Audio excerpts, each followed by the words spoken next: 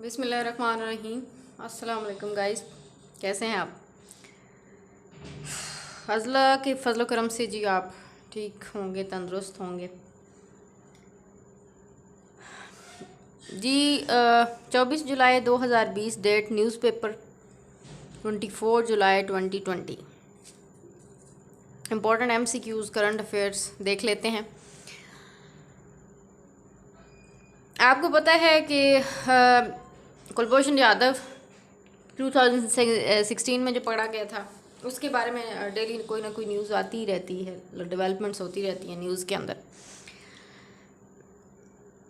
तो opposition and government के दरमियान एक इशू चल रहा है, क्योंकि गवर्नमेंट चाहती है कि यादव को एक्सेस दी जाए, इंडिया को बात करने की कौंसलर एक्सेस दी जाए कि वो अपनी यादव से आके उसके बयानात वगैरह ले सकें, बात कर सकें और अपनी बातें भी पहुंचा सकें इंडिया वाले। तो अपोजिशन ने कहा है कि जो हम ये थर्ड टाइम क्योंकि ये दे रहे हैं, हम कौंसलर एक्सेस जो है पहले भी 2 दफ़ा पाकिस्तान जो है दे चुका है, क्योंकि इंटरनेशनल कोर्ट ऑफ जस्टिस जो लास्ट ईयर हुआ था डिसीजन 2019 में, उसके तहत रिव्यू एंड रिकंसिडरेशन जो एक्ट है 2020, इंटरनेशनल कोर्ट ऑफ जस्टिस का रिव्यू एंड रिकंसिडरेशन, यानी इसको रिव्यू किया जाए इसकी फांसी को, कुलभूषण यादव की। तो उसके तहत पाकिस्तान को कहा गया था कि वो कौंसलर एक्सेस दे यादव को। तो पाकिस्तान ने अभी यही इंडिया को कहा है कि वो एक्सेस ले सकता है, कौंसलर एक्सेस। तो ये आपने चीज़ याद रखनी है, ये थर्ड टाइम पाकिस्तान जो है ये एक्सेस दे रहा है, और ये 17 जुलाई 2020 को एक्सेस दी गई थी। ठीक है जी, 17 जुलाई 2020 को एक्सेस दी गई है थर्ड टाइम। अच्छा जी, हमारे याद रखिएगा कम्युनिकेशन मिनिस्टर जो हैं मुराद सईद हैं फेडरल में, और लॉ मिनिस्टर जो हैं फ़रोग नसीम हैं। ठीक है, इसके अलावा नया पाकिस्तान हाउसिंग एंड डेवलपमेंट के चेयरमैन जो हैं वो lieutenant general Anwar Ali Haider, lieutenant general Anwar Ali Haider, नया पाकिस्तान हाउस एंड डेवलपमेंट जो स्कीम है इसके।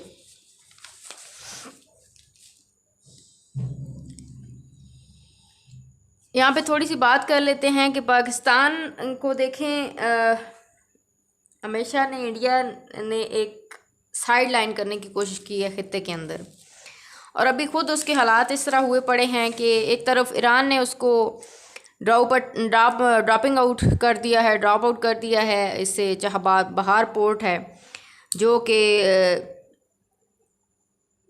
जाहिदान जो है ईरान के अंदर वाया जायदान, ठीक है, और ज़ारंज अफ़गानिस्तान के अंदर से होकर जो गुजरेगी, तो इसमें से भी ड्रॉप आउट किया है। उधर बांग्लादेश, ईरान और फिर नेपाल, नेबरिंग कंट्रीज़ के साथ भी इंडिया के जो हैं रिलेशन ठीक नहीं है। तो पहले हमेशा क्या हुआ है कि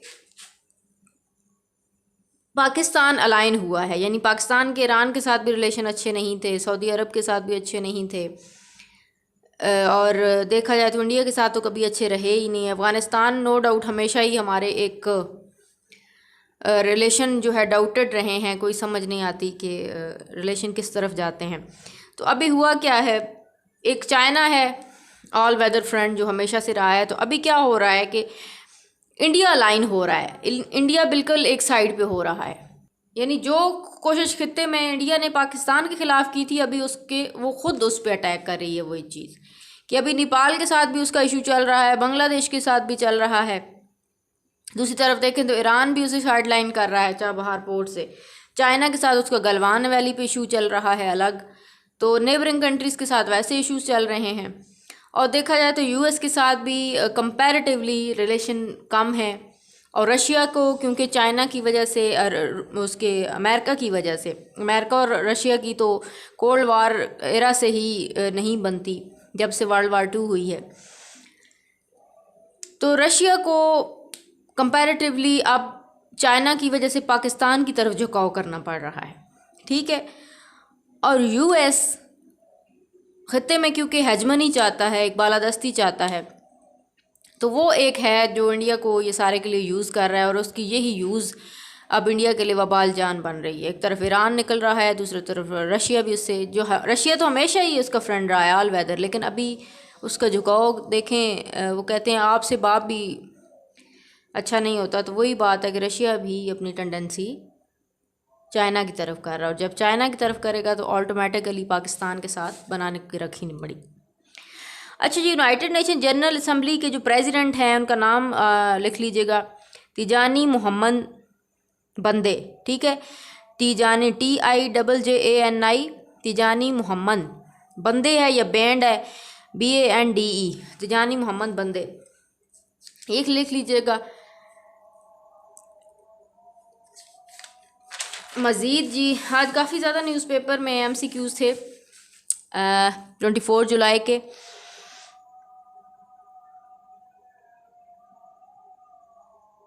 अच्छा, हमारे पास ये मैं पीछे ही वही लेके आगे बात चलूँगी, इंडिया क्यों आइसोलेट हो रहा है खित्ते में। तो उसकी जो मोदी की हिंदुत्व जो पॉलिसी है, और उसकी वजह से देखा जाए तो क्योंकि वो किसी भी माइनॉरिटी को एक ख़ुद को जो प्लूरलिस्ट और कहता है कि डाइवर्स कंट्री है, इस वजह से जो मेन रीज़न उसका क्या है वो कि माइनॉरिटीज़ को के हकूक़ पामाल कर रहे हैं, ठीक है। यहाँ पे एक और MCQ है PCTB, ठीक है, Punjab curriculum and text board PCTB ने जो है 100 टेक्स्ट बुक जो हैं और 10,000 बुक्स रिकवर की हैं। 100 बुक्स बैन की हैं और 10,000 बुक रिकवर की हैं, जो कि 2 नेशन थ्योरी के अगेंस्ट जिसमें कंटेंट था, तो उसको बैन किया है। तो ये चीज़ आप लोगों ने नोट डाउन कर लेने हैं, PCTB पूछी जा सकती है, Pakistan curriculum and text board. मज़ीद जी, अच्छा, सिंस आफ्टर 1971, आपको पता है व्हेन सकूत ढाका हुआ था, हमारा बांग्लादेश जब अलग हुआ था, तो तब से ही रिलेशन बांग्लादेश के और पाकिस्तान के अच्छे नहीं चल रहे। They consider that we were in war crime, we were participated in war crime, कि हमने किया था पार्टिसिपेट वार, जितने भी क्राइम्स हुए थे उस टाइम, जितने भी लोग मारे गए थे बांग्लादेश के अंदर। तो एक चीज़ यहाँ से याद रखनी है कि जो हसीना मुइन है, शेख हसीना वाजिद हैं, सॉरी, जो लीडर हैं इनकी बांग्लादेश की, तो ये सेकंड टर्म इनकी प्राइम मिनिस्टर की 2009 में बनी थी, और तब से भी बांग्लादेश की जो है पाकिस्तान के साथ रिलेशन अच्छे नहीं हैं, क्योंकि जो 1971 में लोग बांग्लादेश के अंदर कत्ल हुए थे ड्यू टू द इंट्रूजन या इंक्लूजन ऑफ इंडियन बैकड्रॉप, ठीक है, उसकी वजह से जो 1971 में कत्लेआम हुआ था बांग्लादेश के अंदर, और कहा जाता है कि वो पाकिस्तान आर्मी या पाकिस्तान के जो मेंबर्स थे, मिलिटेंट्स थे, उन्होंने किया है।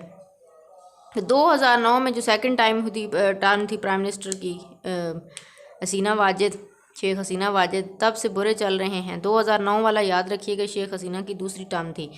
तो क्यों बुरे रहे कि उसने दोबारा केस खोला था कि वो जो वार क्राइम हुआ था 1971 में ना, उसको दोबारा से री एग्ज़ामिन किया जाए, उसको दोबारा से रीविज़िट किया जाए, कि इस वजह से पाकिस्तान और बांग्लादेश के रिलेशन काफ़ी बुरे चल रहे हैं।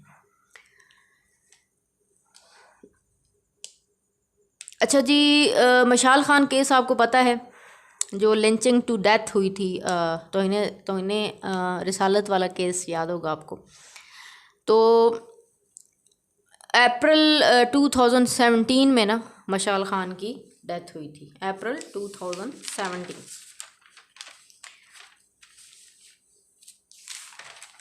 मज़ीद जी इंटरनेशनल न्यूज़पेपर जो पेज है इंटरनेशनल में ढेर सारे एमसीक्यूज़ हैं आज। अच्छा, यूएस फ्लाई किया है कुवैती जो अमीर हैं उन्होंने, और उनका, क्योंकि यार जितने भी ये होते हैं बड़े अमीर और ये सारे यूएस से नीचे तो कदम ही नहीं रखते, या यूके जाते हैं या यूएस जाते हैं जब भी बीमार होते हैं।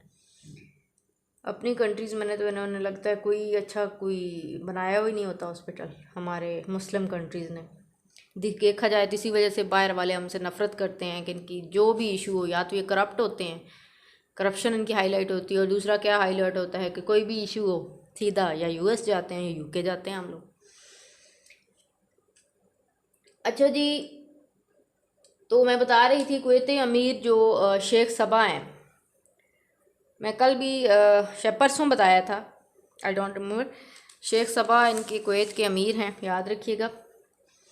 इसके अलावा जो किंग सलमान हैं, जो मोहम्मद बिन करंट सलमान के वालिद हैं, किंग सलमान, उनका जी उनकी सर्जरी हुई है। सर्जरी का नाम ऑब्वियसली पूछा जा सकता है। सऊदी अरब के जो उनकी सर्जरी हुई है, उनके गाल ब्लैडर को रिमूव किया गया है, ठीक है।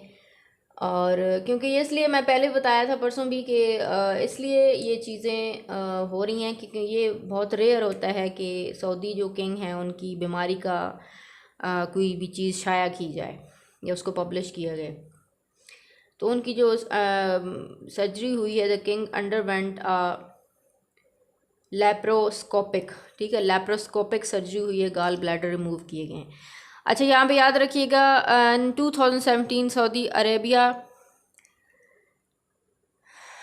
जो है ने किंग सलमान ने एब्डिकेट किया था in the favour of Mohammed bin Salman. Abdication होती है कुर्सी से हट जाना, ठीक है। तो 2017 में मोहम्मद बिन सलमान जो किंग सलमान का बेटा है मोहम्मद, उनके हक़ में कुर्सी छोड़ दी थी, क्योंकि ख़ुद उनकी सेहत काफ़ी ख़राब है और काफ़ी बुज़ुर्ग भी हो गए हैं किंग सलमान।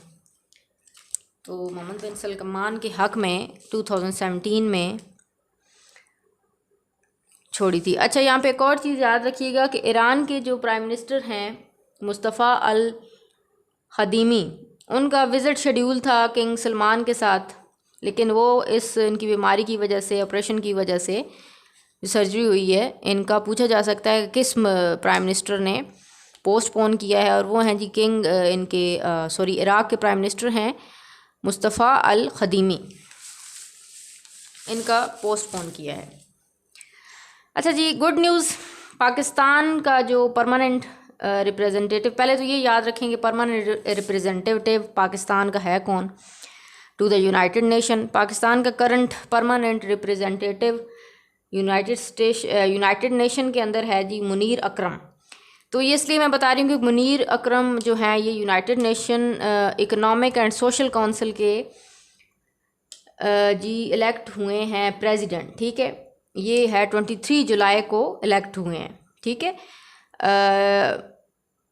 पूरा बता देती हूँ जी। United ambassador Munir Akram was elected unanimously on Thursday, ये थर्सडे को हुआ है 23 जुलाई को,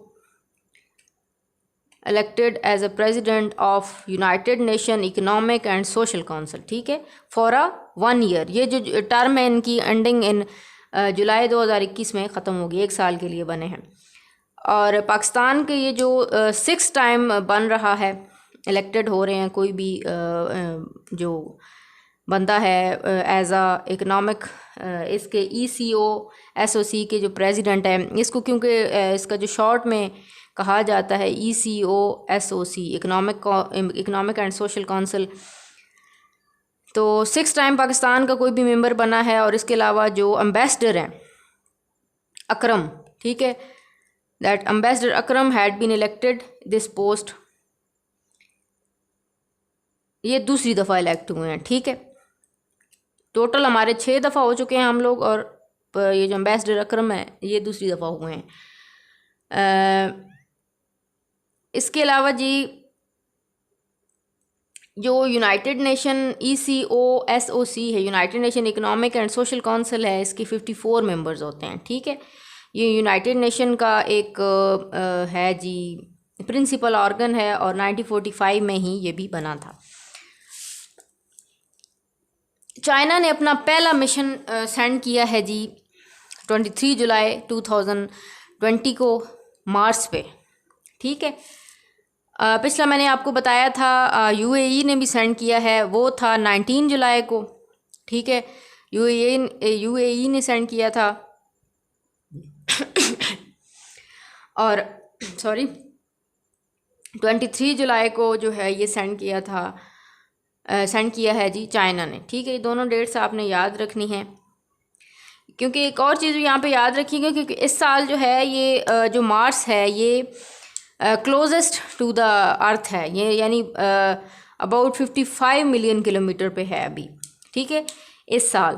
तो इस वजह से ये मार्स मिशन जो है, मैंने आपको ज्योग्राफी की क्लास में बताया था भी, जितने भी हम इस तरह के मिशन सेंड करते हैं अर्थ से, तो वो हमेशा इक्वेटर से सेंड करते हैं, क्योंकि इक्वेटर जो होता है वहाँ पे ग्रेविटेशनल फोर्स या पुल कम होती है, बजाय आप उसको 90 डिग्री से सेंड करें या नॉर्थ पोल या साउथ पोल से सेंड करें। ठीक है, क्योंकि अर्थ मूव कर रही होती है, और जैसे ही हम इक्वेटर जो हमारा 0 डिग्री इक्वेटर है लैटिट्यूड से हम जब सेंड करते हैं उसे, ज्योग्राफी की क्लास जो बच्चे ले रहे हैं उनको बड़ी अच्छी तरह ये समझ आ गई होगी जो कुछ मैं कह रही हूँ, जो नहीं ले रहे वो इस अपॉर्चुनिटी को ज़ाया कर रहे हैं। तो 0 डिग्री इक्वेटर से जो भी चीज़ें सेंड की जाती हैं खला के अंदर, टाइम भी कम लगता है और ग्रेविटेशनल पुल भी कम होती है, और चांसेस कम होते हैं कि वो फेल हो जाए और दोबारा वापस गिर जाए ग्रेविटेशनल फोर्स की वजह से। तो ये जो मार्स है इसको भी चाइना ने सेंड किया है। जो चाइना का जो फर्स्ट मिशन, उनका फर्स्ट मिशन है ये। ठीक है, मार्स की तरफ पहले UAE ने भी सेंड किया है और अभी चाइना ने सेंड किया है, तो ये इक्वेटर से ही सेंड किया है और 23 जुलाई को सेंड किया है। मज़ीद है जी, आगे देखते हैं। अच्छा, Pakistan is most improved country in nuclear security. US एक स्टडी है NTI nuclear threat initiative NTI ने डिक्लेयर किया है कि पाकिस्तान जो है 19th रैंक पे है 47 पॉइंट्स में से। ठीक है, यानी overall Pakistan ranked 19th with उसके 47 पॉइंट्स हैं और 100 में से 19 पॉइंट पे हैं। ठीक है, और इंडिया जो है वो 20 पॉइंट्स है, पाकिस्तान से थोड़ा नीचे है। इंडिया के 41 पॉइंट है, पाकिस्तान के 47 है, और पाकिस्तान 19वें नंबर पे है जबकि इंडिया 20वें 20th नंबर पे, यानी 19 और 20 नंबर पे दोनों। तो ये जो स्टडी है इसके अंदर क्या क्या किस बेस पे किया गया है कि पाकिस्तान के अंदर कि उसने ओवरऑल इम्प्रूव की है अपनी न्यू जो है physical protection cyber security regulations वगैरह ये इम्प्रूव की हैं। तो इस वजह से न्यूक्लियर सिक्योरिटी जो है ये पाकिस्तान की 100 में से 19 नंबर पे। ठीक है, और सबसे बेहतरीन जो है वो ऑस्ट्रेलिया की है, टॉप पे है 94 आउट ऑफ 100 पॉइंट्स के साथ। फर्स्ट पे कौन है? ऑस्ट्रेलिया। 19 पे है इंडिया पाकिस्तान, और 20 पे है इंडिया 47, 41 एंड 94 पॉइंट के साथ। जी, ये था MCQs आज के, और important current affair and MCQ related to newspaper. And मैं आपको हमेशा एक चीज़ कहती हूँ कि इसको फॉर ग्रांटेड ना लें, इसको पढ़ें। कुछ अगर मेरा बिज़ी शेड्यूल हो, स्केड्यूल इस तरह का चल रहा हो, तो उसके लिए माजरत। मैं थोड़ा तबीयत भी ठीक नहीं थी, 1-2 दिन मिस किए हैं काफ़ी। तो इंशाल्लाह आज से दोबारा से एक्टिव होते हैं, हम लोग करते हैं। बाकी इस्लामिक स्टडीज़ हमारी 4 to 5 लेक्चर के बाद इंशाल्लाह हम लोग आगे पाक अफेयर स्टार्ट कर देंगे, इंडो पाक हिस्ट्री एंड US हिस्ट्री। इस तरह से तैयार करेंगे कि हमारा GK कवर हो जाए और कुछ टॉपिक्स जो CSS-PMS के कैंडिडेट्स हैं उनके भी कवर हो जाएं। बाकी इंशाल्लाह कैपिटल्स मैं ईद के बाद शुरू करवाऊँगी, तो कोऑपरेट किया करें बच्चों। आप बहुत शुक्रिया आप लोगों का कि आप लोग ट्रस्ट करते हैं, कोऑपरेट करते हैं एंड साथ देते हैं आप लोग। बाकी यूट्यूब पे लेक्चर्स मेरे पड़े हुए हैं ज्योग्राफी के, इस्लामिक स्टडीज़ के। अब मैं लाइव कोई फिज़िकली सामने दे रही हूँ, खड़े होके दे रही हूँ, तो वो भी आप लोग सुनते रहें, ज़्यादा आपको इंटरेस्टिंग होगा सुनना बजाय आपका ऑडियो मैं सेंड किया करूँगी डेली, लेकिन वीडियो सुने ज़्यादा बेहतर होगा। It's not a promotion, but आपके लिए बेहतर होगा कि आप जब आप किसी की फ़िज़िकल जेस्चर, उसकी बॉडी लैंग्वेज को देख के पढ़ते हैं तो ज़्यादा अच्छे तरीके से पढ़ते हैं। तो आप लोग इस चीज़ का फ़ायदा उठाएं। बाकी जज़ाकल्लाह खैर, शुक्रिया, अल्लाह हाफ़िज़।